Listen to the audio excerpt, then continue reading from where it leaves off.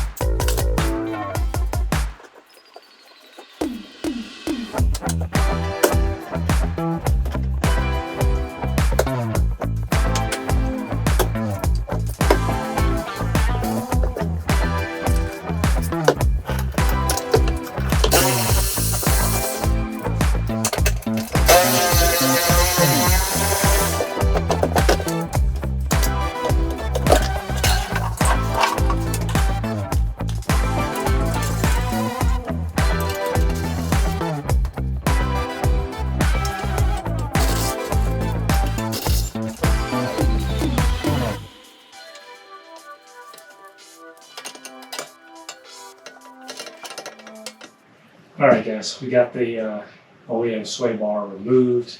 As you can see, it's sitting right here next to the new Unplugged Performance sway bar. They're almost the same in diameter. So, but again, just to point out, the Unplugged Performance does have the adjustability with these three little holes here. And of course, with the OEM, it only has one hole.